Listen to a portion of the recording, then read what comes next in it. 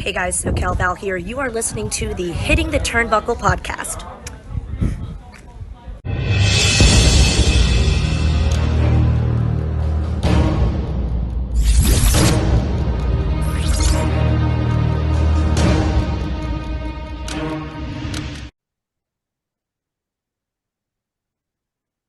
Welcome, everybody, to the Hitting the Turnbuckle podcast. We are back with our AEW All In review show. I have just about recovered from being at Wembley Stadium all day. I'm your host, Andy Burrows, and as you can see, and as I always say, and hear, if you're listening in audio version, I'm joined by my co-host, and he's back. He's back. He's not in hospital anymore, everyone. He's getting healthy. He's with us on the podcast. Mr. Adam Cousins, great to see you, my friend. How are you?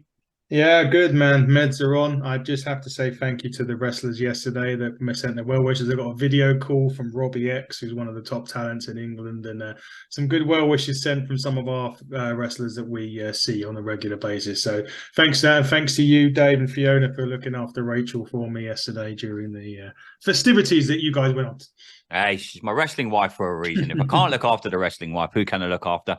We are also joined from across the pond, someone who took in all of AEW from London yesterday, stateside. It's our American host for the AEW guru. It's only Parker Hamlet. Parker, how are you, sir? Man, what an edition of the HETB podcast we got today, guys. I mean, you specifically, Andy, boots on the ground.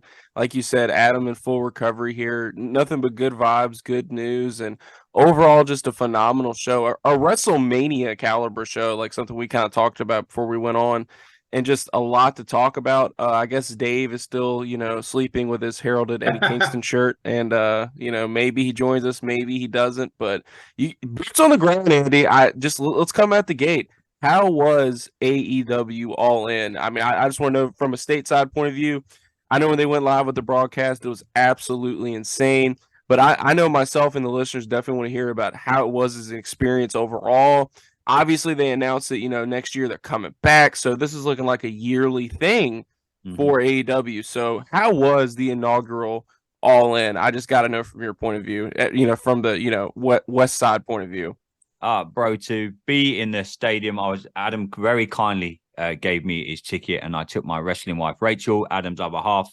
I was sitting next to her. We were about 8 rows from the front, I think, something like that, 8 or 9 rows from the front. I've spoke all over the years to Adam about what it's like to be at WrestleMania. I pretty much got as close as I'm going to get to my dream of being at WrestleMania yesterday for the stadium experience. There are a lot of things outside that we can get into after. But Parker, in answer to your question, the stadium experience, to feel the crowd, we all know what UK crowds are like at the best of times. We've all seen Money in the Bank. We've seen big shows over here from WWE. But this AEW crowd yesterday, AEW All In Wembley Stadium, was nothing like I've experienced before. I've been very fortunate to go to Wembley Stadium for you, Parker, soccer matches. I was also there at SummerSlam 1992, but bear in mind I was only 12 years old then, so you can't really compare to now and then. But it was absolutely incredible just to be there that close, to hear the chants, to be involved. I've got so many. I sent you some videos, Parker, of when I was there. I got close to your boy CM Punk's intro, to see some of my favorite wrestlers, to be that close. 81,000 people in a stadium, and they still could have got more in there, in my opinion. Down on the floor seats, you could have easily put more chairs down there. But bro, the entire experience inside the stadium was like, you're gonna have to go some for me to experience something better than that.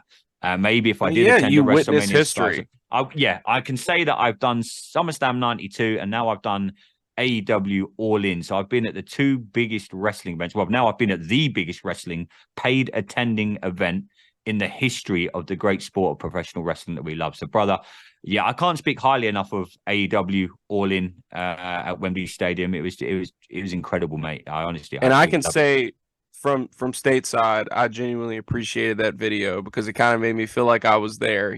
Obviously I'm a punk mark and all that, but just, as from a professional wrestling fan standpoint, man, I mean, just an absolutely historic accomplishment by AEW, and honestly, just something to relish in and behold. And like you said, it wasn't perfect. There's a lot of stuff that we're gonna get into, but just what a plethora of moments. I mean, some bad for sure. We're definitely gonna get into what Mr. Brooks did before he called the personality hit on the Titantron, but. Outside of that, man, I just gotta say thanks for kind of giving me a little piece of history. David, if he joins us, had a phenomenal story. And man, just a lot of stuff to cover and a lot of stuff to talk about. And I'm really excited about it. But just what an awesome time to be a fan. Yeah, it's a great time to be a fan. Let's get rid of the elephant in the room before we review what was a great show. Adam, you sent me some text messages during the events. Obviously, me and Rachel were inside and Dave were inside this, so we couldn't get a lot of what was going on backstage. Parker's boy, CM Punk, I don't know what it is with this guy, but he kicked off again backstage. Adam, just fill us in from what you heard as the event was going on yesterday. Yeah, so basically there was a pre-show. So 0 Hour was on prior to All In. And one of those matches was Jack Perry against Hook for the FTW Championship. Hook won that title back. But during that match, it was announced, obviously, it was no disqualification or false count anywhere or whatever, and they was on a car. And during a spot on there, Jack Perry said, "It's real glass, cry me a river," in reference to a comment that he wanted real glass on Collision show a couple of weeks ago or a month or so ago. And CM Punk said, "No, we don't want the real glass. It's a stupid thing to do. It can cause injury, so we don't want it."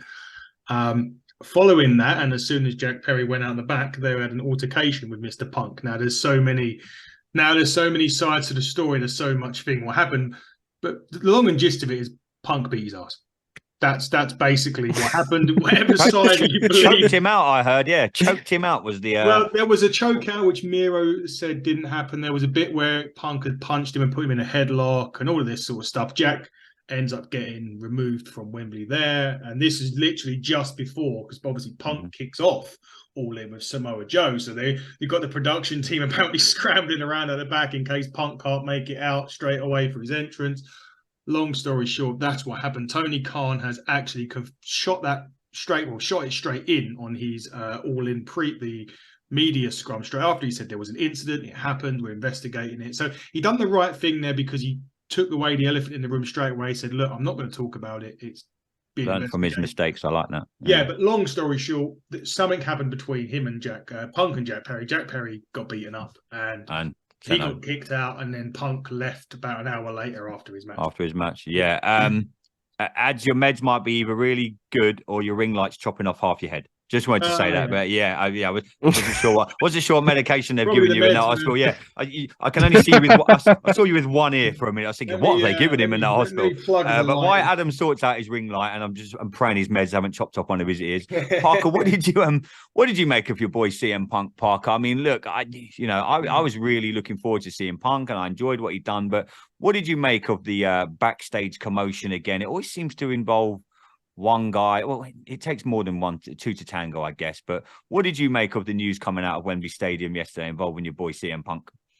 First of all, I have to join you in saying that I thought it was really good that Toni came out in the post scrum and pretty much addressed the elephant in the room. That is him learning from his mistakes. It's a little bit of a microcosm, but whatever, progress is progress. With that being said, big picture, I'm really glad that it did not take away from the event as a whole. And that's what I was really worried about at the end of the day. It was like, man, you've got all these hardworking men and women who this is their huge moment, and it's being taken away because Jack Perry, of all people, does this just absolutely immature, amateur, 0 hour bullshit, just to be frank. I mean, first of all, this is a guy who I would hardly watch even if he was on NXT. He can't talk. He's butt buddies with the Bucks. Let's just go ahead and get that out there now, too. I'm not surprised him and Phil Brooks don't get along. And I'm also not surprised that all of these reports of backstage animosity, all of it traces back to Nick and Matt Jackson. So clearly there's not been a lot of progress in that regard. We saw the reports of Jack Perry a couple weeks ago talking about he wanted to use real glass on Collision. Punk said no. It should have been no surprise to anyone that this was shot down by AEW management. We saw the rules. They were changing a lot of stuff with the hardcore stuff in AEW, and that apparently was a part of it. And with that being said, Jack Perry obviously didn't handle it very well. But I mean, to me, just like the gall of this, like you're already on the pre-show. Your character transition is already going about as smooth as, you know, hell all. I mean, just awful. And then you go out there and basically talk shit to a coworker on the pre-show, and then you confront him now. Like you guys said, this is not a, you know, set in stone report. Miro kind of chimed in on this. He's also not a huge fan of Punky Rooster himself. But with that being said, you know, with the reports being that Jack Perry confronted CM Punk, basically got in his face, shoulder checked him, and then Punk apparently pushed him off, and then apparently Perry kept up with his advances, and then Punk reportedly put him in a chokehold. First of all, I've said this before, and I'll say it again. I don't think Jack Perry is going to be on television in 5 years. I just don't think the guy can cut it. I don't think he's a good promo. I mean, I think he's a pretty solid worker, but I think Tony Khan, this is a guy that he's put way too much faith in. And unlike guys like MJF, I just don't think he's ever really going to truly live up to that potential. And to me, if I was a young and up-and-coming star, this is the last thing I would have done was pick a fight with CM Punk, mainly because of the sway that he does have backstage. You know, when people were talking about, oh, well, Perry got sent home before Punk, blah, blah, blah, they're just letting Punk get away with murder. Apparently, Jack Perry had a planned vacation, and, you know, he was already reportedly going to be leaving Wembley pretty soon anyway. But I think this is a really bad look for all parties involved, but I don't think what should get lost in all of this is who instigated the incident. But, you know, continuous bad PR. But, I mean, to me, Jack Perry's an absolute clown, and this did not help my perception of him whatsoever. Yeah, I mean, why the fuck you'd want to use real glass on any event is beyond me anyway. So for me, Yeah, it's dude, you're stupid... like $120. Yeah, exactly. I mean, fucking, we all know wrestling's meant to be entertainment. We don't, you know, what are you proving by using real glass? Dude, you're not a badass. You're not edgy. You can wear leather pants and go out there to violins. Do you guys buy this character? Because to me, it just feels so cringy and so forced. And this was hardly good enough for the pre-show, in my opinion. No, I mean, he got booed out the fucking. He had 81,000 people booing the living shit out of him during the pre-show match. Obviously, lost his title to Hook. Hook got a fairly good reception. I'll give him that. It was a solid start to the show. Hook obviously retaining, but yeah, and then obviously it filtered through to everyone that was what had happened backstage, and everyone was like, "Oh God, here we go again." But kudos to Tony Khan, man. He nipped it in the bud. Let him deal with it backstage. Whatever happens, I think we all know that, you know, Punk's here to stay now.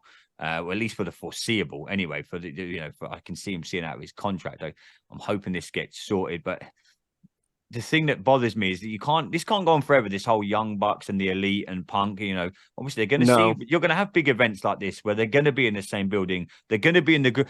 I listened to Dave Simon over on Wrestling Uncensored on my way home yesterday. I had him on in the car, and he was talking. Tony Khan took some serious balls to. If you look the way he scheduled the matches, he had obviously Hook and Perry. Then that all kicked off. Then I was thinking the same thing. Punk's obviously in Gorilla, waiting to go out for his match while Perry's coming back through, and while Punk's out on his match, the Young Bucks are in Gorilla waiting for their match to start. So they were talking about Tony Khan having some serious balls, because these paths are going to have to cross sometimes. It's going to have to come to a stage. I don't know if you remember back in the day when Austin took his ball and went home, and they had to literally force Vince McMahon and Stone Cold Steve Austin to sit in a room together and say, look, you either sort this shit out or this ends now. There's going to come a time where Tony Khan's going to have to go, do you know what? I can't run my company like this. You guys are going to have to either get on or fucking get over it. Because it's a distraction. Yeah, it's a distraction. I thought the Bucks didn't even look as good as they normally do last night. Yeah, and Chicago coming up this weekend now, as we sit here on Monday recording this. Tony Khan's just going to have to get these guys in a room and say, look, for the sake of business and for the sake of this company, we don't all like people we work with all the time. I work with some fucking people over the years that I haven't liked, but you get on with them, you tolerate them. What you do is you do MJF, what he said in the post scrum. Thank you. Yeah, you do your job and you go home. You don't have to be best buddies and go out drinking till 2, 3 in the morning. You don't have to hang out and go for dinners. All you have to do is when you're at work is be civil. Hello, goodbye, please, thank you. You know what I mean? If by some fluke, you do end up working a spot with these guys or anyone, you do business. And for me, it's childish games that are happening behind the scenes in AEW that don't need to happen, because I saw AEW for very, very good yesterday. They changed my mind slightly, and everyone knows, and Parker, you know this, I'm the biggest WWE guy ever.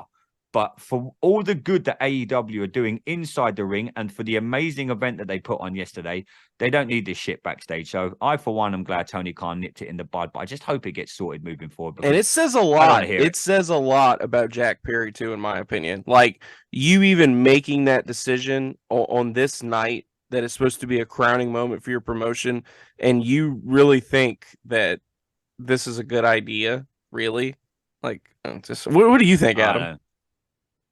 Yeah, I just don't like having to. We're kind of distancing ourselves from what was such a great show, and we're having to talk about this. That it's childish. I mean, Jack Perry had no need to say what he said, and he knew exactly what he was doing by saying it. And he knows that CM Punk is probably warming up in Gorilla, so he knows he's probably watching the match and can listen to it. For me, it's just an unwelcome distraction to what was a fantastic show. And as we all said here, kudos to Tony Khan for nipping it right. Yeah, big time. You're right. It is distancing us from talking about a great show. Cash, basically. That's what it happened. Pretty much. He couldn't cash. Just quickly, the other, probably elephant in the room is probably the wrong word. If it was going to be a surprise, they put her on the Jumbotron twice during the pre-show. More, yeah. I mean, we saw it in the stadium twice. I don't know how it come across on TV. Certain Mercedes, Sasha Banks, for all you WWE guys and girls out there, was at Wembley Stadium yesterday. She was tweeting all day long. There was pictures of her in front of the London Eye. Adam, is it just a matter of time before she's all elite, or was it just a case of AEW? I mean, Tony Khan come out in the scrum and said, "Look, hey, I invited her to the show. I just wanted to see what it was about." He towed the party line. I was thinking, well, if you are going to use this as a surprise, you've kind of fucked that up now, but it was good. The crowd popped for it hard. I will admit, everyone in the stadium popped quite hard. But what did you make of it seeing it on TV ads? If they wouldn't have put her on TV, if there wasn't something that was either already agreed or very close, or at least short term, because she was on more than what they showcased the women's match. Yeah. She was, I mean, from what I saw, I was watching it on Fight personally, and she was on the TV so much. Listen, if she has gone all elite, that is one huge get for AEW. That is a massive acquisition, and I think people may turn a blind eye to it, but you cannot sleep on them signing Mercedes Moné. What a signing for AEW that will be, even if it's short term, just to give that division a bit of spice. That is an incredible bit of work from Tony Khan, if that is the case. Yeah, Parker, what did you make of seeing her on your TV screens yesterday? Obviously, everyone knows her from her days in WWE. She's gone out to New Japan. She's had a few injuries, but looks like she's wanting to get back involved in the wrestling business. Do you see her being a short-term acquisition for AEW? Well, hey, Mercedes is all about the Monet, and business has been booming ever since she's left WWE. Actually, I mean, she's put on just absolutely masterful performances in Stardom, New Japan. It wasn't really the plan for her to even lose to Willow Nightingale her title, but she ended up getting injured. And, what a lot of people don't know is that before this injury, she was going to wrestle at Forbidden Door. I have nothing that proves that, but that was pretty much the consensus, right? And, she obviously has a lot of star power. You mentioned her time in WWE, her being Snoop Dogg's cousin. I think you completely detract that. I think she's a top 10 in-ring worker in the world, and I've always been extremely high on Sasha Banks. I think she's extremely charismatic. She can play both roles really well, and it was just awesome to see her on the Jumbotron. It was awesome to see her get a spotlight in a showcase, and like Adam said, unless something was pretty much agreed to in principle, I don't think she would have gotten that rub. And I think that, obviously she's just rehabbing from an injury and biding her time. She's being a smart businesswoman, right? I mean, keeping her options open, still working with Stardom, New Japan, and not giving Tony a definitive yes, but definitely after yesterday, not giving him a definitive no. So on a night where you see the woman that she pretty much accidentally retired in Saraya winning the AEW Women's title, and then seeing her in the stands, I just thought that was a nice, cool, full circle moment, and I think that's probably something that they're going to revisit in AEW. So I think actually, from a bigger picture, Mercedes Moné might be one of the biggest, if not the biggest signing in AEW to date once it does happen, when you see what she will add to this women's division, especially from mainstream, point of view. Yeah, no, I agree. It'd be It'll do the job that Tony kind of wanted to do. More eyes on the product. The big thing for me is now AEW need to capitalize just quickly before we get into the matches. Just capitalize on yesterday. That's all I'm asking as a wrestling fan. But I've met countless people there yesterday who were like, oh, I've never really watched AEW, or we spoke to a couple who said, oh, you know, my child wanted to come. I'm a big WWE fan, but you know, so they done what they needed to do. They got the hardcore fans that were there, and then they got the casual fans now interested in the product.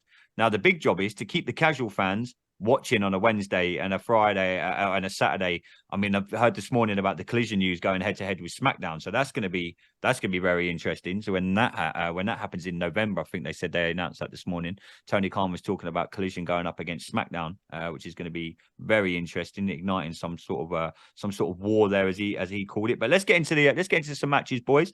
Obviously, we had the Aussie Open versus MJF and Adam Cole. Kicking off the pre-show, the 0 hour. Parker, what did you make of the 0 hour match with Adam Cole, MJF, now the new Ring of Honor World Champions? I'll keep it short, quick, and concise since we have a lot to cover here with all these matches. Well, personally, I initially felt underwhelmed, mainly because I thought there was going to be a lot more story beats in this match, but I thought it was fun. I'm sure it was fun live, you know, teasing the kangaroo kick, the double clotheslines, all that stuff. It was awesome to see Aussie Open, you know, get that big moment in Wembley. They definitely deserve it. And with all that being said, I thought that I don't know who in our chat said it, but this was a huge indictment on what was going to later go down in the main event due to the fact of, all right, well, these guys are Ring of Honor World Tag Team Champions, so the story is definitely not over. So how do you escape the main event with any type of cohesiveness? We'll obviously get to that. But I thought this was a fun match for 0 hour. I enjoyed it. Yeah, Adam, the best thing I liked about yesterday as well, I could keep getting messages from Adam because he was watching it on TV. So it was good to get a TV perspective of it as well, how it was coming across. Ads, how did it come across MJF and Adam Cole becoming Ring of Honor Tag Team Championes? I tell you what it does say was you had 81,000 people in there just for the 0 hour show, and they made some hell of noise from the opening of that match. Every match, even if it didn't feel big, had a massive big fight feel for that because of that crowd. Justin Roberts even got an enormous pop. Yeah. That cracked there was me a up. Justin Roberts chant going on as you walked down the ramp. There was a Justin Roberts chant. But yeah, what adds the right team won for you? For storyline purposes, absolutely. Yeah.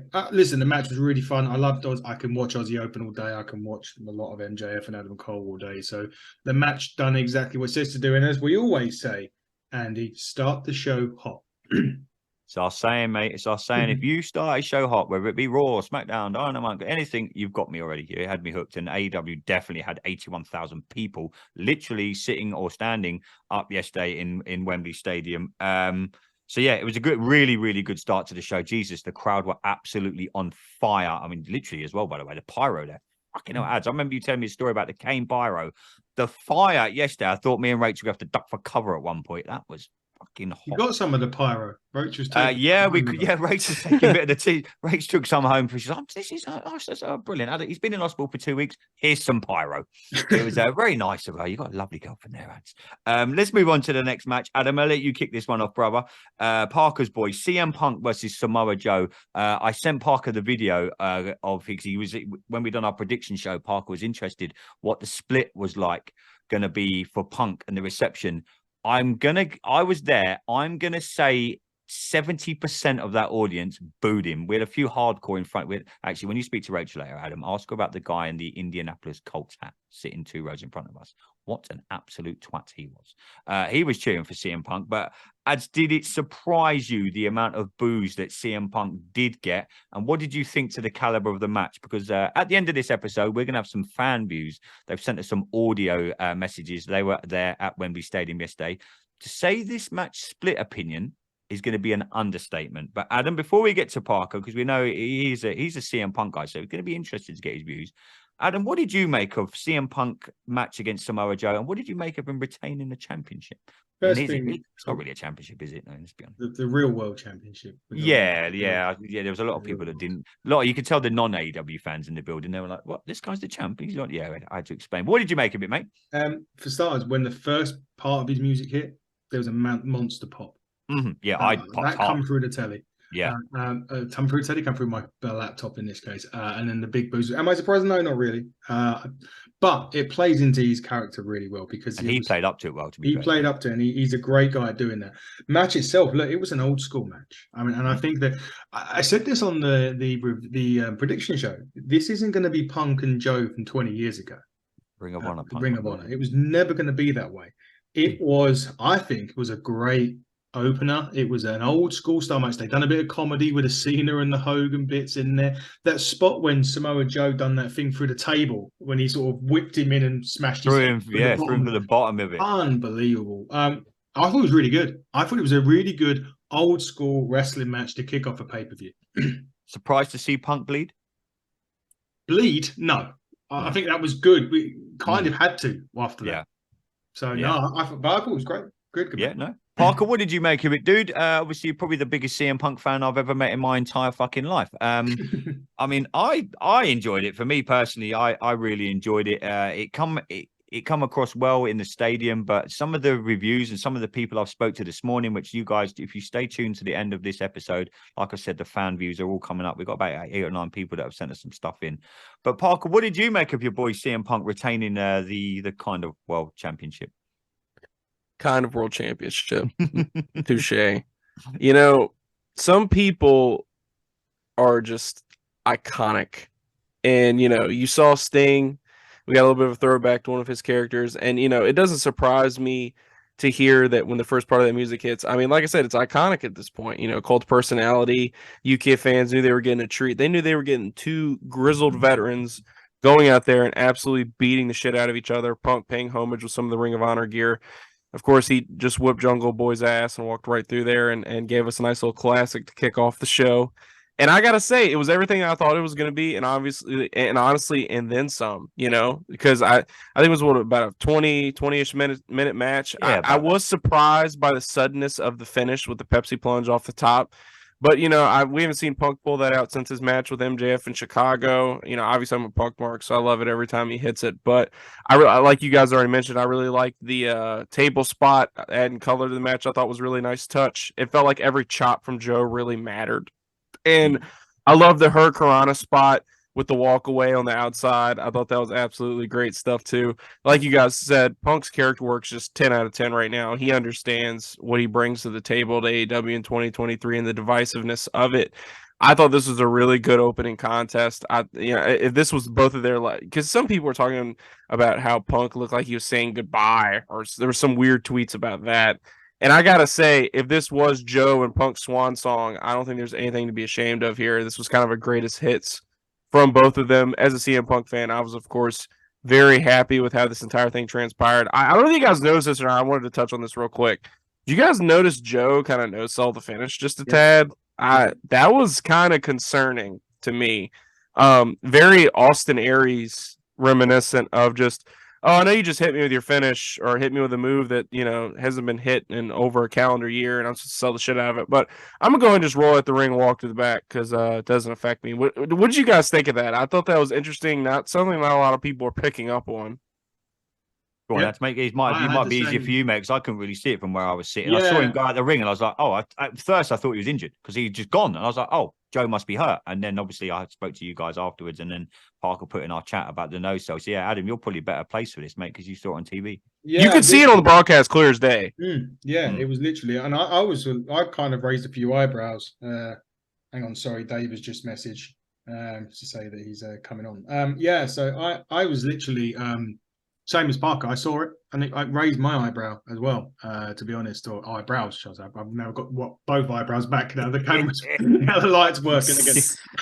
Meds have kicked in. But yeah, the meds have kicked in. But I saw it and a bit like Parker, I was quite surprised and a bit concerned because normally, you know, we've already kind of discussed Punk's issues at the minute, and surely Samoa Joe isn't going to be another one of those. But I noticed it and I was surprised like Parker was. I'm not sure what to make of it. Hopefully it was just one of those things where Joe just finished the match and wanted to get out of there. Maybe he saw the issue that had happened backstage. That's not a guy I want to fight backstage. A lot of people were saying that on. I mean, Parker, you know this. I'll be trying not to listen too much to social media, being Washington Commanders fans. But a lot of people were saying on social media this morning that Joe had obviously he's good pals with like the Barks and Perry and stuff like that. So he probably just thought, well, fuck you, then I'll just no show your finish and get the hell out of there. That was the rumor mill going around this morning on good old Twitter, but or X, whatever the fuck is it called now. But yeah, I mean, I'm hoping there's nothing into it. I mean, you know, let Tony Khan deal with whatever's going on backstage with Punk. But as for in ring, I think AEW need him, especially going into next weekend in Chicago. They're definitely going to need CM Punk. So I'm hoping that it's all going to be resolved. Talking of being resolved, Dave is now joining us. His fiance has finished kicking his ass from spending way too much money. Cheeky bastard. At AEW All In yesterday. We thought Dave was all out the house and sleeping somewhere else. Your disappointment, Dave, But for this he's not. episode. Dave, thank you for joining us, brother. Are you okay? Yeah. As you say, I think when I'm back at work, the overtime may be necessary to rebalance the bank accounts. I'm hoping you've put your credit card in a vault somewhere, maybe not to be seen until next year's All In. Who invited Blacksmith? I was always going to spend money with those guys there. Dave, you can pretty much open up your own pro wrestling tees with all the shit I heard you got yesterday. If you want any t-shirts, just go to daverobinson.com. It will be on there. You can go and get some stuff. But Dave, we're just having a quick overview of the show yesterday, mate. We've done the pre-show. We've talked about the CM Punk incident. We've just broke down the first couple of matches, my friend. Just before we get back into the matches, Dave, just give us your quick overview of the entire experience of All In yesterday at Wembley Stadium. I absolutely loved every second of it, to be honest. It's been a long time coming for me. I've wanted to go to an AEW show for years, since the company started, and I've looked numerous times to flying out to the States to go to a show, and then with COVID and my back problems and, you know, this, that and the other, it's never happened. So when they announced that they were going to be doing London and Wembley, I was absolutely made up. And yesterday, and maybe it's in the moment, and maybe it's because of the adrenaline and everything else, the crowd, and just like a great atmosphere where I was sitting. So many nice people, nice wrestling fans, and you know, it was just a perfect event for me. And I even you was talking about t-shirts and buying t-shirts. I'm even getting free t-shirts because Eddie Kingston threw me this bad boy. Yeah. So that just topped it off, though. You know, that just topped off the whole experience. Please tell us how that happened. That's why I was so mad you were potentially missing this episode. Tell the audience about that. Like, how was that experience? So I was sitting ringside, but kind of 10, 12 rows back. And the view was okay, but obviously you're watching on the screens a bit as well because it's flat. You kind of peering above people. So I made friends with a couple of the security guards, and they allowed me to stand at the back, similar to you get at indie shows. I don't know, you know, where the wrestlers come out and you got the rampway. So the furthest row there back, when you've got the guardrail behind and the pyro, the security guards let me stand there. So which meant every time the wrestlers came out, I had such a perfect view of their entrance, the ring walk, and then I had nobody to look over as well because I was standing. I was above everyone. But as I was standing there, pretty much everyone in our row was diving to the aisle to kind of tag the wrestlers and try and get a selfie. Other than my dad. My dad just stayed rigid in his seat. He was quite happy standing where he was. He had done his steps for the day, walking around Box Park, bless him. Yeah. So Eddie walks out and he tossed his t-shirt up in the air and it went our side, but it just went over my head. I was on the rail, so I didn't think anything of it. And then as they got to the ring, I turned around, my dad tapped me and gave me the t-shirt. And I was like, was this Eddie? He's like, yeah. So my dad was the only person standing around there, and people were like diving towards the shirt, but because the chairs were in the way, nobody could reach. So my dad was just standing, like, he pretty much hit him. You know, it couldn't have gone. It was as if Eddie was aiming for him. I love that. You know, a certain Adam Cousins is going to be at a show with Eddie Kingston. If you've got any sense, you'll get that to him to get that signed. Get that signed by the man and then put that in a frame. What a moment, man. Yeah. What a moment. But the t-shirt, funnily enough, I mean, I think this t-shirt, it's the Redeem These Nuts classic Kingston t-shirt that's been out for a while, but obviously with the Union Jack, it wasn't on sale at the show, which was a massive oversight for me. Yeah, you have a unique item, literally. Like, that's a one-of-a-kind item. They are now on Pro Wrestling Tees, but obviously, you know, this was probably the first one that's been distributed. Does it still how much are you selling it for? Eddie Kingston, or did you even put that in the wash?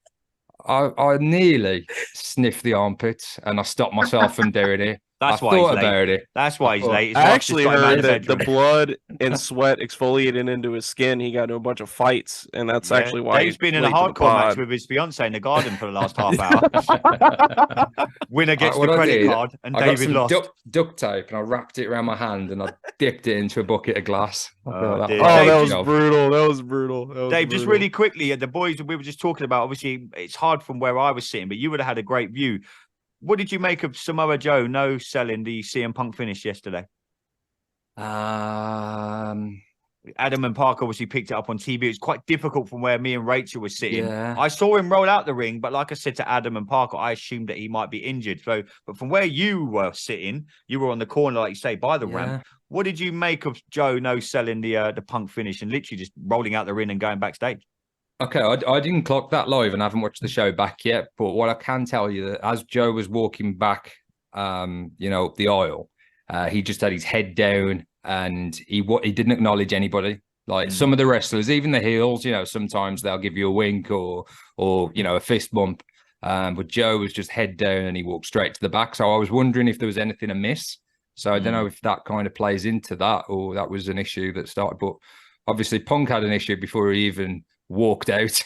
Yeah, we've discussed that, and it's we were kind of like Tony Khan. We're kind of glad he's nipped it in the bud in the press scrum. Yeah. But let's get through some of these matches, boys, because we've got a lot to get to, and we've got to squeeze it in about 20 minutes.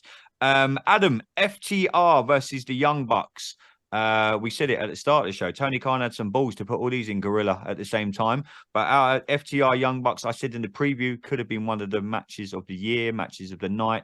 It started off really slow for me. We always talk about fast, and I remember texting you halfway through saying, "It's starting a bit slow for me." And you were like, "Give it time," and it lived up. The crowd really got into it, really. And I said, I thought I'd prayed that FTR would retain. I've gone back and listened to my predictions. I should have had some money on some of these, by the way. Were you shocked that FTR retained the titles? And what did you make of the match? Yeah, loved the match. Old school. I said the word old school for Punk and Joe. But old school tag, brilliant. I'm all for tag team wrestling, and I love tag team wrestling. Match was fantastic. Slow build. Young Bucks were a little bit disappointing than normal. I felt as if there was something a little bit not quite there. Missing, yeah. A lot of people noticed that. But yeah, loved the match. No qualms with the finish. FTR retains, not a problem at all. There was a trios match beforehand though. Which was I was going to get to. Sorry, I thought you were doing it. I in just order. looked down at my notes, and no, I just done it from my notes. My bad. I'm sorry, mate. No, I'm sorry. So they went, but yeah, I loved the match. But it was great. FTR retain, all good, and more FTR, please. Yeah, Dave. The match got huge reactions in Wembley Stadium. Obviously, it's good seeing the Young Bucks and FTR live. I texted Adam at the start, and I was like, "Is it coming across slow on TV?" And Ad just said it did start off really slow, which is kind of unusual for an FTR and Young Bucks match. You've seen even on like Dynamite or Collision, whether they come out the gate and they come out hot, and you know, with everything there at Wembley Stadium yesterday, you would have thought, but it was a throwback to old school tag team wrestling. I like the Young Bucks tribute to Freddie Mercury, by the way, and all yellow. I don't know if anyone picked up on that. That was a tribute to Freddie playing at Queen playing at Wembley Stadium. But Dave, what did you make of FTR and the Young Bucks? Obviously, a lot had gone on backstage, and a lot of people are saying that was in the Young Bucks' head, and maybe that alludes to what Adam was saying. Something seemed a little off with them, but it come across in the stadium as a really good match in the end, and I'm glad FTR retained. Yeah, a lot of FTR matches, as you say, are more traditional, but we haven't really seen that in the two previous matches with the Bucks. But it gathered some speed, and by the end, you had Cash Wheeler coming off the top rope, which is a callback to the first match, I believe it was. Mm-hmm. I thought this was a great match. The crowd around where I was sitting were really into it. Perhaps a little bit surprised that FTR retained. And I suppose going into the story of the match and the trilogy, it's one match each. So in kayfabe, I suppose they're a little bit cagier, feeling each other out, similar to like a boxing match, in the early rounds. But yeah, I thought once it gathered speed and they started hitting some, the Young Bucks started hitting some aerial moves as well. I thought this was a solid match. Yeah, Parker, a lot of people are saying that the only reason FTR retained was just so they can do the rematch next weekend in Chicago at All Out, and then the Young Bucks go over. What do you make of that, brother? I don't think this is the last time we see these two tag teams in the ring together, and I think Nigel kind of pandered to that on commentary. I don't know who exactly mentioned it, but I'm just going to be outright. This is not the best FTR title defense I've ever seen. Definitely not the best FTR match I've ever seen. And I dare say it's not the best Young Bucks match I've ever seen. But I think for the environment, for the, 80K at Wembley, I thought this was a nice, fun, well-paced match. It seemed as if the Bucks were kind of a step behind what they normally are. I think as far as a trilogy is concerned, I was a little bit more of a fan of their second matchup than I was this one. And, I can't quite put a finger on what felt like it was missing from this match, but it got to a point near the end where there was just so many false finishes that I almost just kind of was, I don't know. The entire thing was a little underwhelming to me. I'm just going to be blunt. I was a lot more of a fan of the Bullet Club Gold against FTR a couple months ago. I thought that was a fantastic match, and it had me kind of wrapped around my finger, start to finish. I just didn't quite feel that same way about this one, and I don't know exactly who to quote unquote blame it on, but I think for what it was, an arena show, Mania type of environment, I thought it was just fine. But I don't think this was either team's best match. Yeah, I think both teams, the problem you've got is, and just my opinion, I think both teams knew that they could put in a 5-star match. And sometimes I think wrestlers can try too hard, if that makes sense. And I kind of got a little bit of that vibe yesterday. Like the big spots were good, but I'm with you, Parker. There was just something a little. That's why I texted Adam at the start. I was like, how's this coming across on TV? Because in this stadium, it's coming across as really like slow and ploddy. It's like they were running in like cement at the start. And I just I couldn't get into it. So that's why I texted Adam straight away. And I was like, look, dude, how's this coming across on TV? And he's like, and Adam's replied to me. He was like, it depends how long this match is going to go.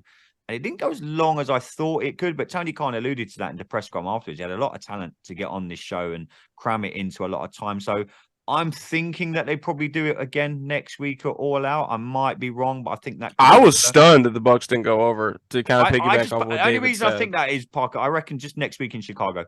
I think that's something that they'll maybe get to at Dynamite or a Collision, that something will be announced that I just think that's going to be like a marquee match next Sunday, because it must be so hard to. You've got a pay-per-view next weekend, and it's like, Jesus. No handshake post-match either. No, yeah. So I reckon that will get played on Dynamite, Collision whenever they do it. They could be on both shows this week. They're going to need to really promote a show that's on next Sunday. But Ads, you mentioned it there, bro. The trios match. This got some of the biggest reactions in the stadium. Kenny Omega, sheesh kebab, mate. He got a massive, massive pop in Wembley Stadium. Dave can atone to that. But Ads, I'll come to you first, brother. What did you make of the trios match? A lot of people have commented on our Twitter feed this morning saying this was the match they enjoyed the most. It was great. He loved it. And you know what? It's about time Bullet Club got their little win. I told everyone Bullet Club would win, didn't I? What did I say? Big win. And it was good. And they needed it because they're doing so well on Collision. And I think sometimes they go under the radar, especially Jay White, who's, he's a superstar. And I thought the match was great. Loved it. Kenny Omega, big pop. Hangman Page, big pop. Ibushi, big pop. Well, they all got big pops, really, didn't they? It wasn't, but Omega's was a standout. Loved the match. And I think a very good win for Bullet Club Gold. And I'm hoping that they get thrown into the mix with Bucks and FTR for All Out, and they do a freeway at All Out. But I don't know, sure. But I love that match. It was great. Yeah, no. Dave, what did you make of it being in the stadium? I thought like Adam says, it was pop, pop, pop, pop, pop. It was so good for us UK fans, like you say, especially for you, Dave. Getting to see Kenny Omega live, getting to see Jay Lethal, Jay White live. Sorry, it was, for me, it was one of the standout matches of the evening. Yeah, and Jay White just looked like an absolute superstar, and he will be the face of this company sooner or later. That big gold belt will be around his waist sooner or later. Not going to happen anytime soon in the next few weeks or months, but long term, he is such a talented guy. The way he works in the ring, the way he acknowledges stuff as well that happens he's so aware of everything that's going on around him, and he reacts to everything, and he's just the perfect wrestler, I think. It's no wonder like there was so much speculation of where he was going to go, whether he was going to go to the WWE. Like Triple H obviously really wanted to get him there as well. And you're starting to see why. I think initially some people who weren't as familiar with his work in New Japan perhaps were wondering what the big deal was, because his debut into AEW was a little bit underwhelming. But now he's really hitting his straps. And I'm with yourselves as well. We've had it's great that the Bullet Club Gold got the win here to continue some stellar work, because they are more of a team, aren't they? Yes, Omega's tagged with both of his partners before, but not regularly for a long time. So it makes a lot of sense, really, for Bullet Club Gold to be the ones that win.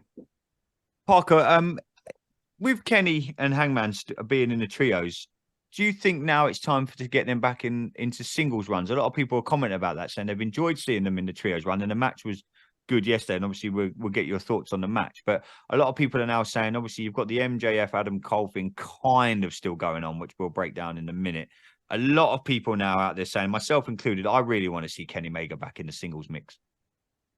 Yeah, I hope, no offense to any of the listeners that said that, but I really hope that's not the case. I think that they've told their story with Hangman and Kenny.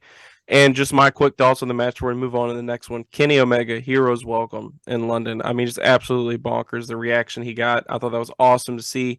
Kota Ibushi, man, did that guy get in great shape in a very short span of time. I was very concerned for his health after Blood and Guts, kind of seeing what kind of shape he was in, used to what he normally looks like. And obviously, as he proved, life happens, and that dude got cut up for Wembley Stadium. I thought he looked great. But my biggest takeaway, obviously, with Jay White, man, I can't say it any better than David did. If you know with David, with Jay White. But my biggest takeaway from this match is a guy who does have a singles match with Kenny Omega at All Out via, post scrum with Don Callis, and that's Konosuke Takeshita, bro. I mean, this guy, just look at the athletic frame. Callis kind of pointed on this. He's 240, 6 foot. I mean, this guy, if booked properly, can be a megastar. I mean, just think back to that match he had with MJF on free television, of all places. If they can really just find a way to get this character to translate with Western audiences, this guy can do everything in the ring, and I'm very excited that he's getting that single showcase at All Out against Kenny Omega. So, and of course, he picks up the pin here as well over Kenny Omega. So, Takeshita was my biggest takeaway from this match. Overall, really enjoyable trios contest. Yeah. Let's move on to a match that, Dave, I'm going to come to you, Dave, because I want to get a perspective of inside the stadium, and then obviously Adam and Parker watching on TV. I really struggled with this one inside the stadium, and everyone around me made the same comment. You can probably guess which match I'm going to go to. The Stadium Stampede match. As good as it was, and it was fucking, the bits I could see were incredible. The in-person in-stadium, that's got to be one of the fucking hardest matches to concentrate and figure out what you're doing. There's big screens, there's people in the ring, there's people behind you, Sue's turning up in a car, dishing out everything from left, right, and center. And the guy next to me, he's going to be tuning into this, by the way. I told him about the Hitting the Turnbuckle podcast. Hi, Richard. He was like, this isn't made for a live audience. And a few of the guys behind us, with a couple of Irish guys behind us, said, this isn't made for a live audience, this kind of match. It was, from when you could see it, it was fucking incredible. But my neck hurt so much from looking at the screen. Then I was looking up at the steps. Then I was looking back in the ring.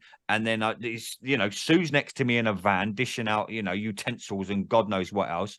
From a stadium perspective, purely that, I'm not shitting on this match at all, because I watched a little bit back on TV this morning. I thought it's fucking incredible. Dave, it's going to be interesting to get your views. Did you struggle as much as me and the other guys and girls sitting around me, because they just didn't know, as great as it was, they just didn't know where the fuck to look, basically? Yeah, I thought I was going to, and under normal circumstances, I think I would. But I was standing on the rail where Sue pulled up. Pretty much, I was right there. So Did you get any of their action. cakes? Yeah, he got some cookies, so he's not upset. I probably could have got a cameraman to pass me one, because that's where I was. So we was right at the start of the entranceway, so we could have a great view of the two tables as well, and we saw those two tables, so we knew something was going to happen there. And our side, where we were during the match, the security weren't making our side of the aisle sit down. So we had a really good, because we got this perspective as well, and we got a clear view to the ring, and more happened in the ring than I expected it to. So I thought I was really going to struggle, and I thought this is going to be a match that I'm really going to enjoy when I go and watch the event back at home. But it was it was luck, really. It was circumstantial. It was just where I was in the arena. But if I was anywhere else, yeah, I can absolutely see where you're coming from. Yeah, it was so difficult. The funniest thing was the girl 2 seats to my left when Moxie started bleeding. She shouted out, "Who had a minute 50?" Yeah. Like, who had 1 minute 50? And everyone started cracking up. It was absolutely brilliant. But Adam, how did it come across on TV, bro? Absolutely fucking nuts. As it literally, I loved it. I absolutely. I mean, I can't wait to watch it back. The only thing I'm going to watch it all. There's a couple of points. There's a point that I'm just going to slightly ear away from it. Maybe moving into All In 2. Nigel McGuinness owned Bryan Danielson on commentary during the pop. Brittle Danielson. He called him Brittle Danielson. He called him that at one of the pre-show parties. Yeah, so I don't know whether they're alluding to something down the line there with them too. Anyway, match itself, there was a couple of scary moments, wasn't there? When the ladder broke. The ladder broke, yeah. And they still on the top rope with a suplex. I think it was Ortiz or Santana. One of them two fell off and they had to come back on. Yeah. Moxley, most confusing bit was Penta. Well, he had to change to Hikaru. Yeah, but no one knew in the fucking stadium. We're all thinking someone's coming out. It's going to be a big surprise. And I went, oh. They were bad on production with that, too. He's just come out dressed as a Red Power Ranger. I think the hardcore AEW fan, people that followed Penta in Lucha Underground. Yeah. As soon as he reappeared, and he was and he had the chat. So, okay, that's where it's at. I kind of expected when he was carried out, we thought he was genuinely injured. Yeah, I did at first, but then I thought. Then as the match went on, I thought, hang on a minute, because he'd come back recently, a couple months back as a Skuro. And the other thing I will say, the camera cuts on this, watching it on Fight. There were some points where something major was going on in the ring. They were going to do a big spot, and they cut to the bar bit. So there may be a little production issue on it. But I love these stuff. Moxley with the skewers, for Christ's sake, was like but some of the memes going around on social media. Texted me and said, I fancy pasta. I went, the skewers, not pasta. It was, Rachel. It was a great. I love it. Was nuts, and I loved it. Yeah, Parker, what did you make of it, bro? How did it come across on your TV screen? Are you with Adam? Like I say, I'm not shitting on the match. I know I'm going to watch it back on TV sometime tonight or probably tomorrow morning. I loved what I could see from where. I wish I'd been down near Dave, but from where I was, bro, I really, really struggled with it. But what did you make, brother? Yeah, I think if you would have gotten cookies from Sue, you probably would look at it through a different maybe lens. That's why maybe that's why I didn't like it. Maybe I wanted. They've got a T-shirt. Well, with that being said, I think I have a tweet that encapsulated what I thought of this match as a whole. Moxley looks like a fucking psychopath. What a tribute to Funk. I mean, there was one point in this match, guys, where Moxley was soloing the entire enemy team pretty much by himself. And it was some of the most brutal violence I've probably seen in AEW up until this point. So I just loved it. And I think from a broadcast point of view, I thought everything translated really well. Mm-hmm. I can obviously envision where it would not be quite the same for you guys. I thought Blackpool Combat Club had a badass entrance as well with their gear. They looked absolutely sick. Yeah, I thought the Penta stuff didn't really look phenomenal in the broadcast, but like David said, it has its audience. I thought Santana Ortiz looked good in their return. I liked their gear as well. I thought this was also a really good moment for Orange Cassidy to kind of show some of his grit and, show he is more of a tough guy than a lot of people probably believe that he is.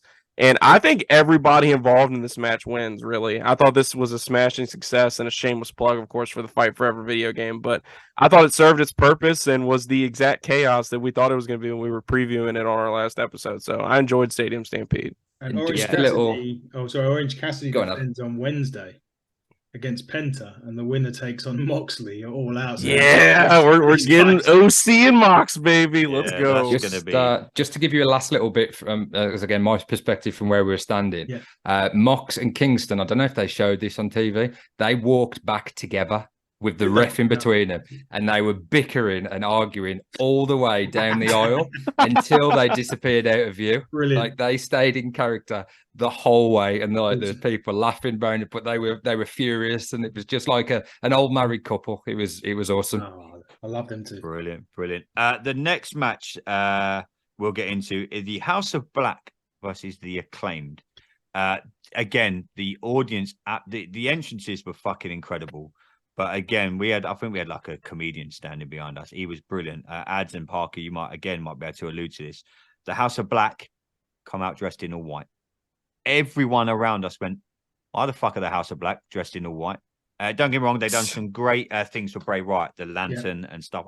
We saw all that, but everyone was like, and literally everyone behind us was like, the House of Black are wearing all white. It looked like they just come up like a wallpaper commercial or something. It looks like the band Ghost. Yeah, honestly, like my first takeaway. I thought it was like I don't I'm know. not even gonna It was go like the there with Backstreet what- Boys gone wrong. I'm not even going to go there with what I thought they looked like because we will get taken off air. I'll talk about it off air. Okay, you can put that in the chat after. But anyway, the match itself, the acclaimed getting the win. I know, Adam, we'll come to you first, bro, because I know you weren't very happy with the outcome of this match. I said in the pre-show, I said I think the preview, I said I think the Acclaim will go over, but I think the House of Black should retain. This to me seemed a title change just purely for the audience in the stadium. I don't know what you boys felt. I wasn't overly keen on the match itself. It was okay. It was, for me, it was probably the worst match of the night, and I don't mean that sloppy finish. I know, Adam. I know what you're going to say. The worst match of the night was. You can get that didn't come. It was hard. It better not be what I think it is, Adam. You better think twice. It's not what you think it is, but you two have got very differing views on that match as well. Let's not spoil it, lads. But for me in the stadium, it was good, and the whole Scissor Me Daddy and everyone went mad for that. But for me, the title change was storytelling, and we always talk about it. And moving forward, I thought this was just a title change purely for the audience, and I can envisage them titles changing back next weekend. Adam, what say you, bro? They done it. As soon as I think we all said it on the show on Friday, that the moment this match got announced, we knew where it was going. So logically, storyline, yes, it makes sense because Billy Gunn come back. Am I happy about it? No, at all. As Dave said on it's not going to hurt House of Black, but does it? I'm not a keen of titles constantly changing, as we already know. I'm not saying everyone needs a Roman Reigns run, but titles do need. Yeah, there was a lot of title changes on this. Pay-per-view. Yeah, as Parker mentioned, sloppy finish as well. Very sloppy finish. It was passable, and as I said, there was a worse match for me that we'll get to. Oh boy! But no, look, it is what it is. It was fine. You know, everyone loves the Acclaimed. It was a decent rap. House of Black come out in white, wear it with the Bray Wyatt lanterns. Julia Hart got headbutted somewhere or leg dropped somewhere. That got absolutely shit on everywhere I've read this morning, saying why did. Oh my god, who was on commentary and said that? Oh my god, please tell me you guys caught that on the broadcast where he's like, oh, she got hit right in I don't even know the verbiage that they used, but I was like, man, that's a risky territory you guys are going into. Adam, did he say something English that starts with Danny? No, but funnily enough, McGuinness was doing a lot of Cockney rhyming slang. I wasn't sure if Jack and Danny come out. No, there was one when he Cockney rhyming slang the C word. Did he? When discussing something with Punk and Joe. But I can't quite remember. I'll have to relook at that. But yeah, match was okay. Dave, how did you make of it, bro? Again, from your great seats, your ringside, all singing, all dancing, fucking seats. I'm joking. What did you make of it, bro? Because again, for me, it just didn't do it for me, bro. I like got involved with the whole "Scissor Me Daddy," and that was good. I thought it was more pandering to 81,000 people than giving us a quality match. So there's two things that happened on this card that for me, logically they perhaps shouldn't have happened, but for the moments that were created, I can totally understand why they did it and why they wanted to go for it. Shida dropping the title is a mistake in many ways, you know, but the situation that presented itself with Saraya, you have to give her that moment. You've got one shot at that. And if she hadn't have come away with the title, close your ears, Ads. You can. It's not the decision.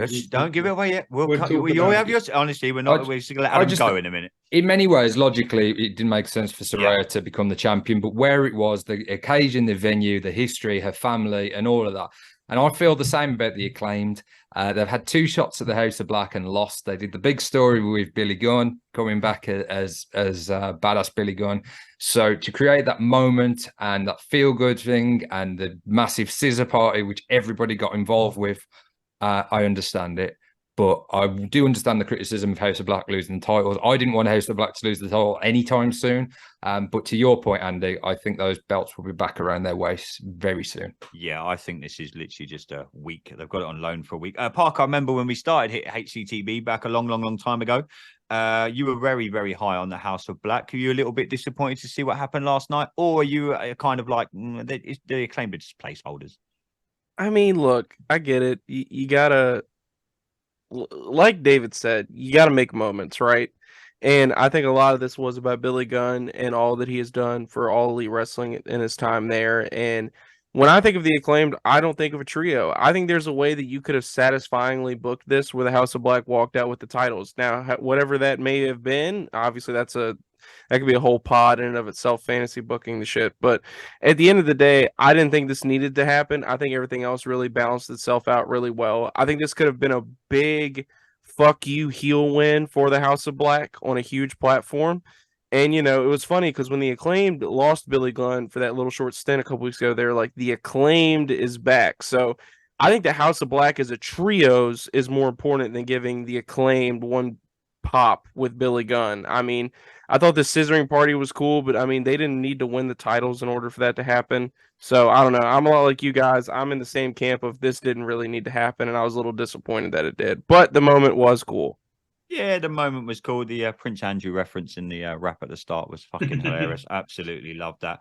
Okay, then, Adam, the floor is yours, my friend. AEW Women's World Championship match. I'm not going to say anything.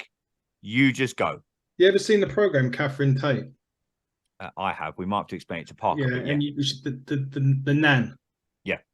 What a load of old shit. It was fucking atrocious. I'm going to say something right now, and I'm probably going to get a lot of backlash. Britt Baker is one of the most overrated women in wrestling right now. I don't understand it. She done and look at Dave. Look, she done really well during the pandemic, and she held. Well, it's been a good run, lads. I've enjoyed doing the show. No, she during the pandemic, she was great. Maybe it's the heel face thing. I don't know, but the matches that she's had recently have been sloppy as hell. The end of this match, and Dave's already alluded to it. Saraya winning, it's for the moment thing. I get it, fine. But giving Shida what, a 2-week reign? Really? Like, could they not have? I don't know. Maybe they should. I suppose they had to because the injury and whatever else, and Toni Storm having the title would have made more sense for Saraya to take it off after she blasted her mum during the match. Which sold that as well, by the way. She sold that. She sold that really well. The entrance from Saraya was fantastic. We will rock you. I just didn't like it. It was 8 minutes and 50 seconds. I could have just wished I just took my medication for it, really, to be quite honest. Worst match of the night for me. Probably going to get backlash for it, but that's just my opinion. And sorry. It's why we do what we do. Parker, talk Adam off the ledge, bro. Was it as bad as is it as bad as you saying it was, dude? First of all, I don't know what they're giving you medicine-wise, but they need to give you a stronger dosage because you're absolutely fucking crazy for not enjoying this match. I'm just going to be outright. I loved this. And maybe that's a hot take. Maybe it was a sloppy finish. I really didn't care. I thought that the dynamic between Toni Storm and Saraya was well played. I thought her absolutely sandbagging her family was absolutely hilarious.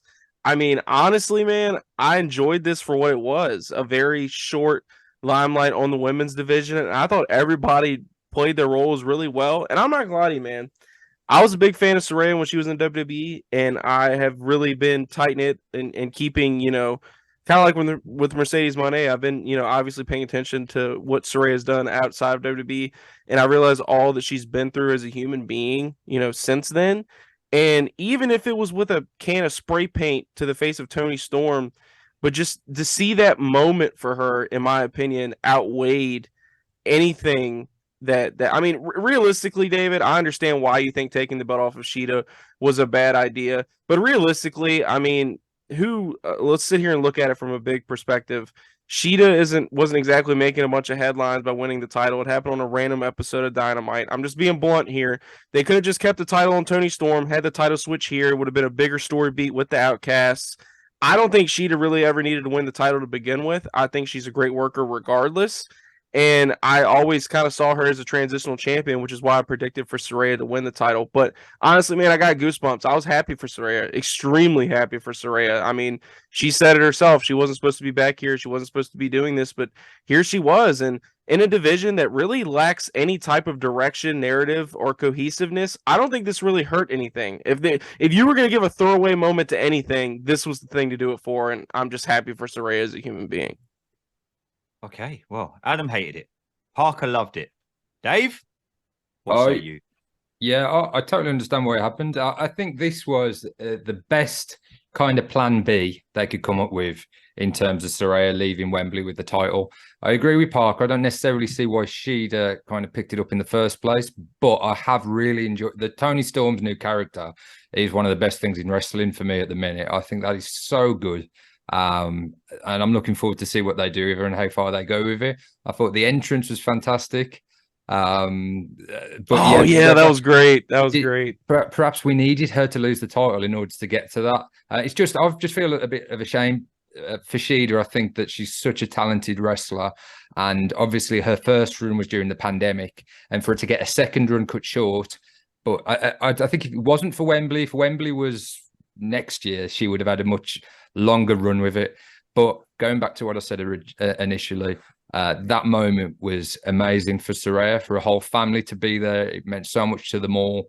But I think the person that was initially scheduled to be in that position was obviously Jamie Hayter. But given the injury to Jamie, I mean, I don't know if they'd have even built to a Jamie Saraya match or whether it would have been Jamie Toni still. It's difficult to know and speculate on. But at the merchandise at the pre-show, there was a limited edition Jamie Hayter figure that was on sale. Did you buy it? I didn't know. Must be the only fucking thing you didn't buy. Yeah. But for them to kind of go to the effort of having this limited edition figure that you can only get from All In for Jamie Hayter, that kind of shows you there were probably much bigger plans for Jamie. But there's next year, as we know now, so I'm sure they can do something with her next year. But at the second, the plan B, Saraya, and the moment we got, I can't fault it, to be honest, other than what I've already said. My only worry is how much we're going to see Saraya wrestle. I know they've said she can't wrestle one match a month. Yeah, so I'm guessing now. Obviously, Adam mentioned Mercedes at the start of the show. That could be the whole storyline. You nearly ended my career, yada yada yada. You know, but how quickly they can get to that? I mean, Tony Khan's already said Saraya's not wrestling next weekend at All Out, so we're not going to see a women's title defense or anything. Well, we're seeing one women's. Yeah, we're seeing one women's title, but we're not. I don't think we're going to see her for a good few.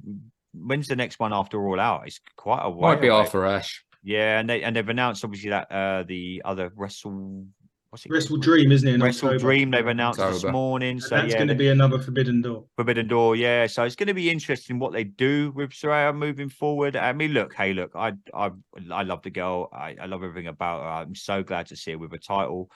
The match for me was passable. I can see both arguments, but yeah, I can see why Adam hated it. I can also see why they done it. For me, that I'd rather that moment than they pander into the Acclaimed, which I thought they did. I'd rather pander to. No issues with the finish. No, the finish was good. The finish was good. Let's move on to something that probably I'm going to get a shit ton of backlash for, and I'm going to come up and say it.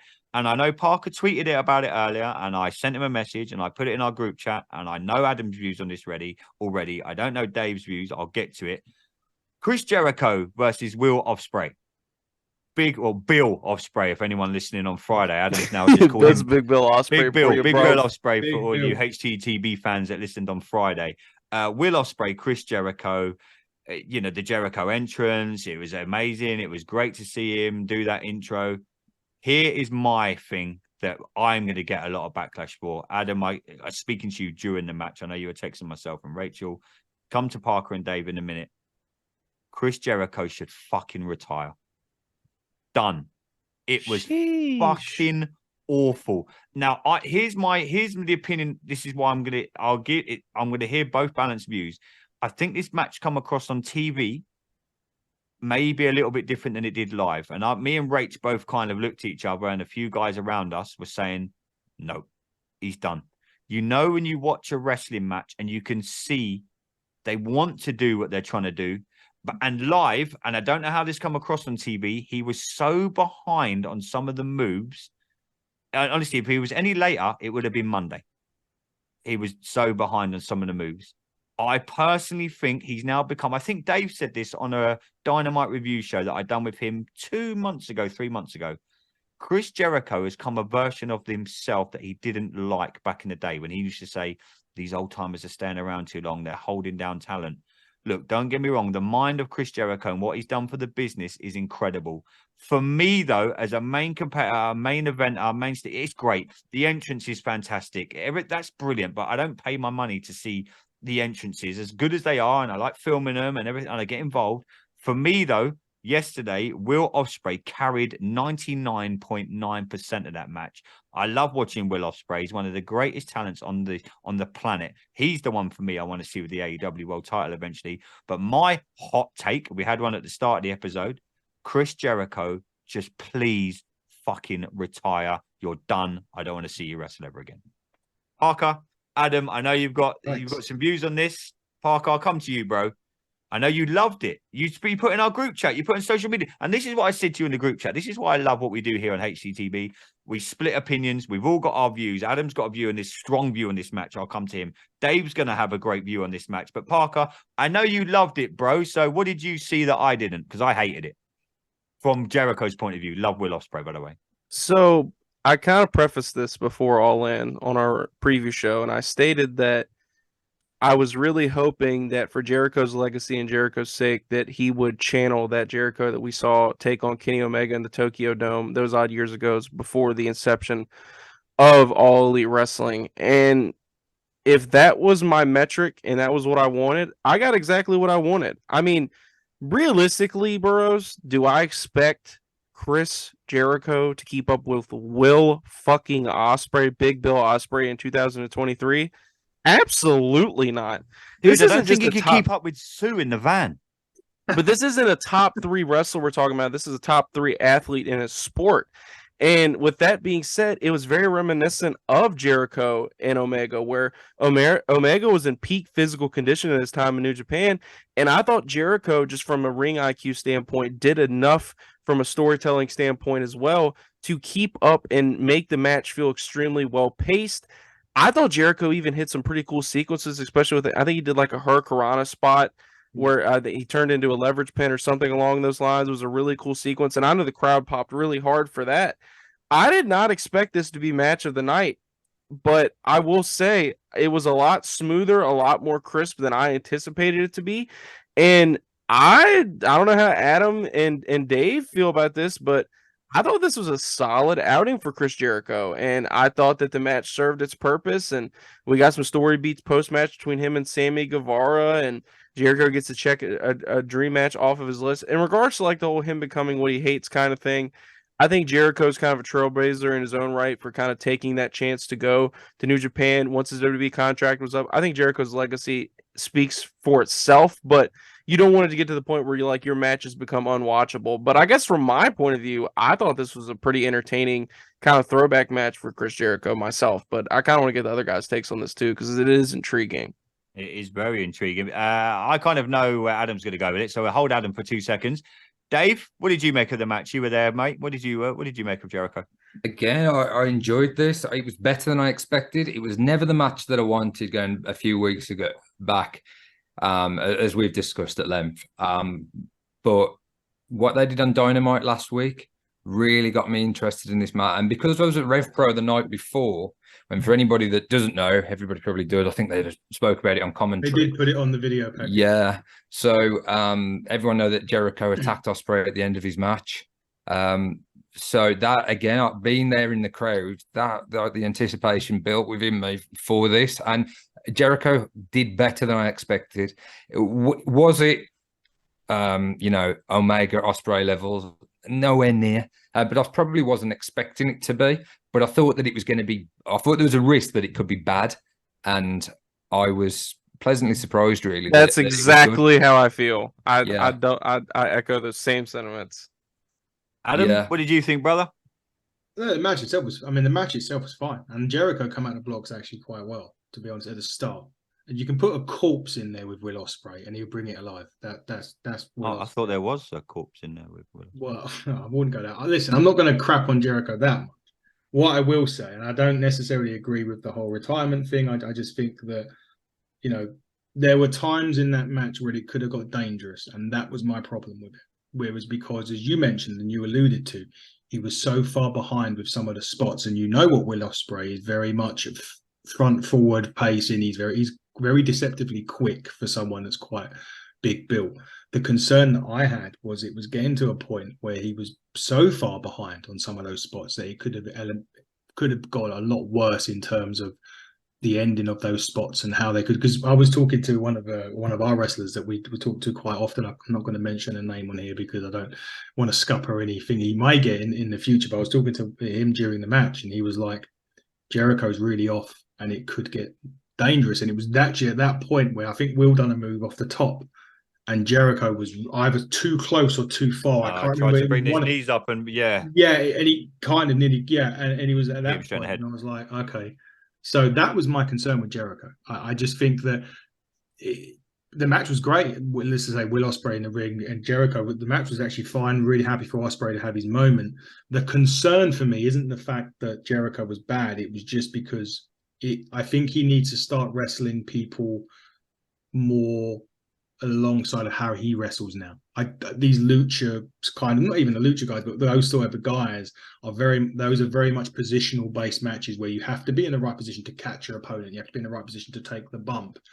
And he's so far behind that it could end up inadvertently hurting either him or the talent that's taking the bump. And I've got a feeling his next match is going to be against fucking Sammy Guevara. So I'm just literally, everything I've just said is literally going to go through out the window. That was my issue with Jericho. Not necessarily that he should retire, but he should focus more on maybe wrestling matches against people that are more of the same kind of way that he wrestles more than these cruiserweights or these fly guys that like to do a lot of the flying around. Points well made, lads.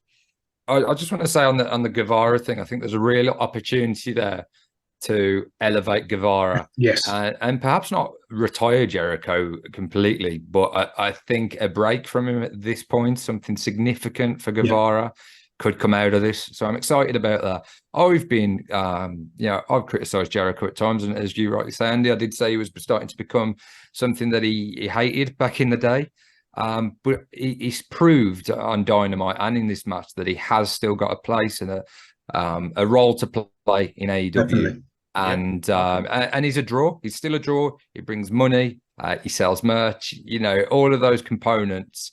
I don't want him to get to the point. Undertaker said it best. You know, Undertaker said that he didn't want to become a parody of himself, and you don't want that for any wrestler. You know. So I want him to go at the right time, but that'll be up to him. But in terms of this, better than I expected. No, fair play. Hey, boys, that's why we like what we do. It's an opinion game. Let's move on. We've got a couple of matches left. Darby Allin and Sting versus Swerve Strickland and Christian Cage in a coffin match. Adam, we'll let you kick this one off, bro. What did you make of it? I thoroughly enjoyed it in the stadium, mate. It wasn't too bad at all. The match should still be going on because Swerve Strickland's hair was outside the coffin, so he's not technically dead. Damn it! Say the same. Beat me to it. You know what? For what this match was, brilliant. Yeah, I loved it. Being with Metallica and the whole nostalgia behind that. Swerve, like the new kids on the block. You got Darby Allin waiting for Joker Sting. Well, you had a combination of all Stings. Did you hear the TNA chant on TV? Yes, I did. It come through my speakers loud and clear. Loved it. Boy, it was absolutely super. What a great testament to Sting. He was still doing shit at 67 years old that, I mean, I can't even do now at 39 because of my condition, but he was doing some amazing stuff. And dude, half hour ago, you had one ear. Yeah, that's what I mean. The power of meds. But loved it. Thought it was fantastic. I thought it was absolutely tremendous. It might allude to what you said a minute ago, Adam, about Jericho. Sting kind of was in there with people that, you know, he teamed with someone that's quick, but, you know, Christian Cage and Swerve Strickland kind of looked after him. You could see that the pace of the match, that you could see that they were waiting for the right spots, even some of the big high spots that you could tell that they were waiting, they were patient. You know, the match was very well thought out. It was very well processed. I thought it was very, very well done. And I was very skeptical going into this match. That was I. Yeah, I think we all were, to be honest. But I thought it was one of those. I was pleasantly surprised, like you say. What did you make, Dave? I thought, again, in your amazing seats, did you have a great view of the Coffin from where you were? Yeah. This, you know, we criticize sometimes the usage of Jericho or some of the older time, but they've really, with Sting and Christian. Oh, Christian's one of the best things in wrestling at the minute. Christian's one of the best heels going still now. Oh, he's just sensational. He's always been a great worker. But the way he's changed over the years and changed his style. I mean, I remember when I first started watching WWF at the time, actually he was light heavyweight champion or the equivalent of cruiserweight champion. Like to be a bona fide main eventer in this position, putting Luchasaurus over as well, because that's going to play out. You know, this isn't to the detriment of Luchasaurus.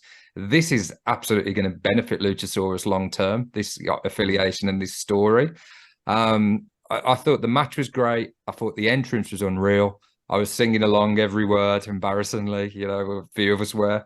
The Joker Sting little video at the start was fantastic as well. That was really everything I like about wrestling, you know, a bit of silliness. Great point. I think you a bit of summed it up perfectly nostalgia. there. I think everything we love about wrestling and why we enjoy wrestling was Yeah. in this match. Parker, did you enjoy it as the rest of us, bro? Man, nostalgia, really, with the Sting entrance. Yeah. I mean, when that Metallica riff hit, that was metal as fuck, dude. There's really no other way to put it. It was awesome. I thought the Jack the Ripper video package was absolutely sick. I think that's what they were kind of paying homage to there. Those two look like $1 million, and they remain undefeated as a tag team. I did pick them to lose this, but as soon as I heard that Metallica hit, man, I was like, well, I'm definitely got that, chalked that one up wrong. So that's an L for me. But I'll tell you what was a W, and it was the match. Like you guys said, as a role player, Christian Cage, there really isn't many in the world from a veteran standpoint doing it better than him. My biggest takeaway from this, Swerve Strickland getting that moment in Wembley to say whose house, and you have 80,000 screaming back at you.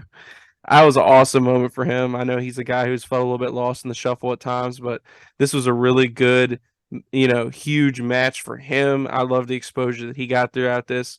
Luchasaurus even getting a moment, Nick Wayne getting a moment. I think everybody, a lot like the Stadium Stampede involved, wins, and it was a nice, fun pay-per-view match and in a historic environment. So I thought this was an awesome match.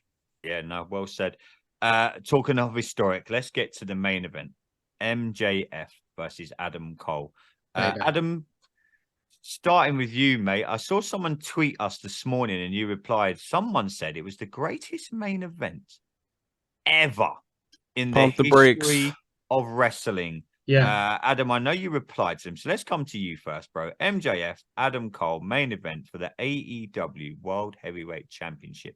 Was this the greatest main event in wrestling? I can't believe I'm saying this. I can't even do it with a straight face. Was this the greatest main event in wrestling history? My response to that guy was he needs to give his head a wobble. That's what I said.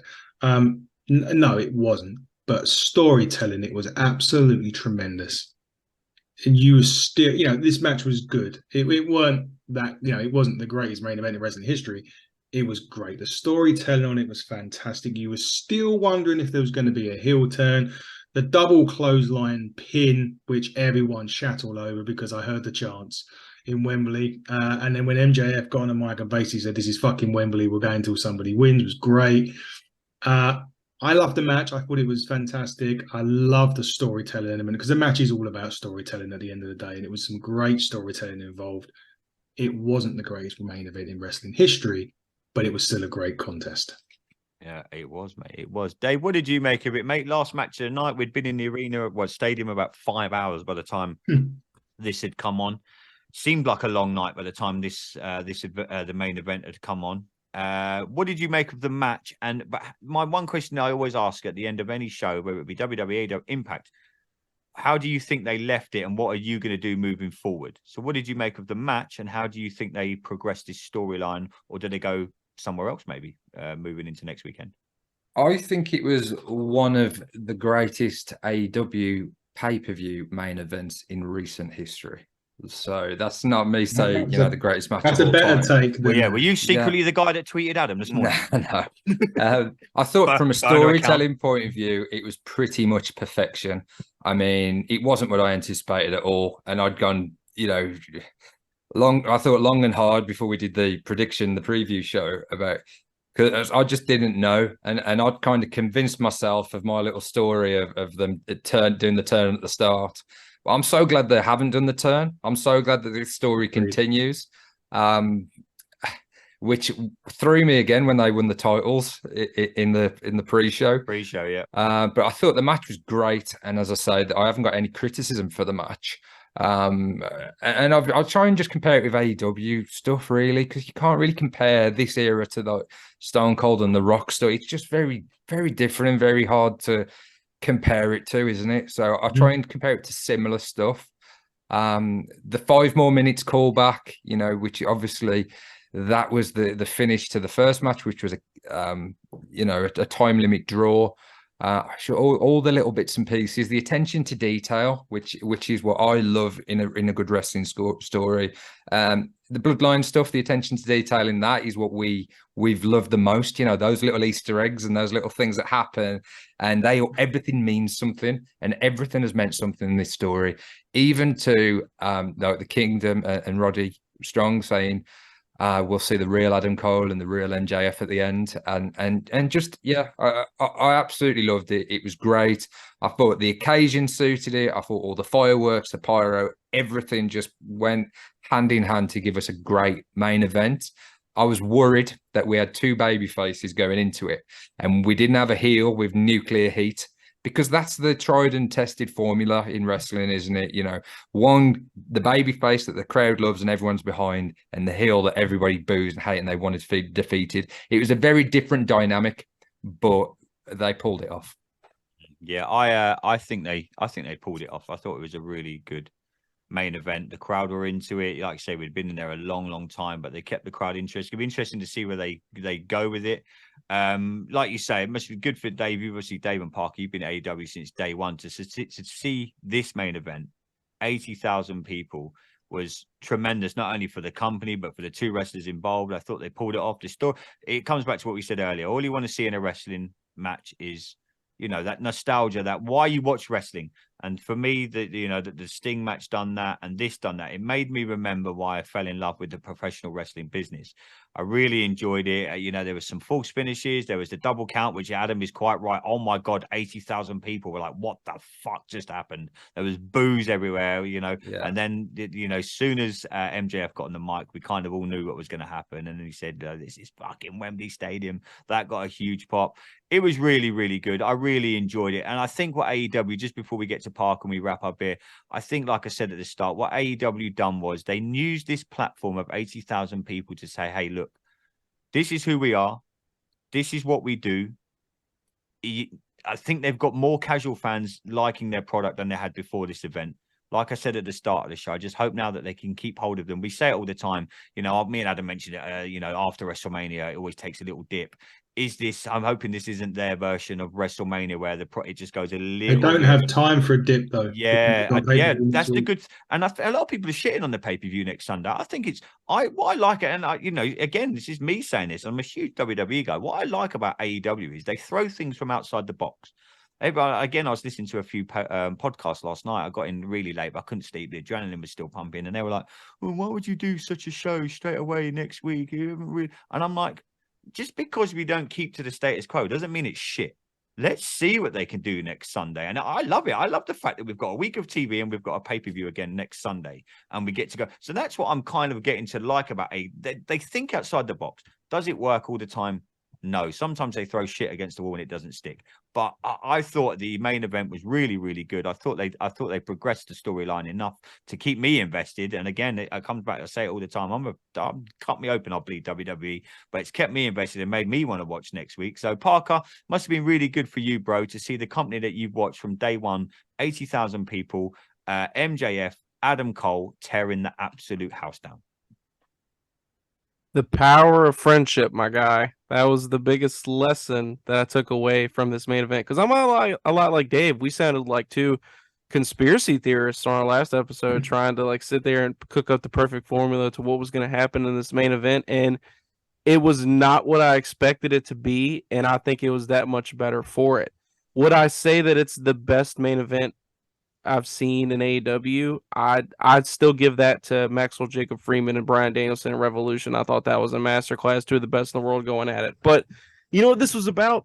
This was about the story. And you know, I know that they say comparison is the thief of joy, but I'm going to make a comparison a lot of people probably don't expect me to make, and Dave kind of already alluded to it. I think AEW has found their bloodline storyline. I think this is what we're looking at here. They're not going to give us the payoff like WWE didn't give us the payoff in Cardiff. You know, they're going to drag this thing out, and they're going to hit all their storyline beats. Who knows what inning they're in, right? I mean, we don't have an Heyman telling us that kind of stuff, but I think, you know, from them winning the tag team titles in the pre-show to them then putting on the T-shirts at the beginning of the match, and then like the misdirection amidst the match with Roderick Strong, and you know the swerves left and right, left and right, left and right, and it does even a better job, in my opinion, of humanizing MJF's character, because you know at the end of the day, you know, when you develop a friendship with somebody and you get to know who they are as a person, it's not that easy to just turn your back on them. And you know, Adam Cole is kind of seen as the catalyst for the good in MJF, and even seeing those moments where he could have reached into the, you know, the abyss and pulled out that dark, you know, side of him, and he chose not to out of just a pure friendship standpoint. I thought it was a story that we've never really seen inside of a ring, and I thought it was a really not one that I expected them to tell, you know, in front of 80,000 people in their biggest show of all time. But like I said, and like David said best, they're that much better for it. So it was not my favorite match, but I will say for the story that they were telling, they told it masterfully, and it does nothing but just put an even bigger spotlight on Maxwell Jacob Freeman. I mean, the post-media scrum, he goes out there and just basically, you know, says he's the top guy. He's proud to be the top guy, and this event was on his shoulders. And Adam Cole, man, just what an amazing signing for AEW. You know, I really thought this was going to be a crowning moment for him, but clearly they have different plans, and I do think this storyline is going to pay off for him, and I don't think that this moment was made any less significant because he didn't come out on top. So for what it was, which was something that I did not expect in any capacity, I thought it was a great way to cap off the show, and it really felt like a celebration for AEW. Yeah, I just want to say, Parker, to your point, I couldn't see a way of MJF winning, which didn't make Adam Cole suffer. You know, we talk about it. Soon they've got to pull the trigger at some point. He's got to win the title. He's got to win the big match. What they did is the MJF did win, and Adam Cole didn't feel any less special, any less important, any less of a viable threat. Great point. It was just masterful. I think that's why I predicted that he would win, because I couldn't see how they got out of it if he didn't, and they did a much better job than I could have anticipated. And I'm just looking forward to seeing more of the story and see where we go. The post-match stuff too, I thought really added on to it as well, because you know you have that moment of all right, and now what? And you see MJF blow up, and then you see Adam Cole kind of have that moment where he gets humanized in a sense as well. So they're really letting this thing flesh out, letting these two just, you know, earn their little Academy Awards with their performances in the ring. Like I said, this is some bloodline level kind of stuff we got going on here. It's a little melodramatic at moments. Some will say maybe it's getting dragged out a little too long, but you know, let this story flesh out. It's not going in a direction that I anticipated, but I don't think that makes it any worse. If anything, I'm even more excited now to see when they do flip that switch. Well, boys, it's we're done. We reviewed All In. The end of All In. They announced that All In is back at Wembley Stadium next year. So 2 questions. Well, actually, no. One question, Adam. You're going to be there next year. That's a given. And you've got one arm, one leg. You'll come in mainly just so you can stop Dave spending money.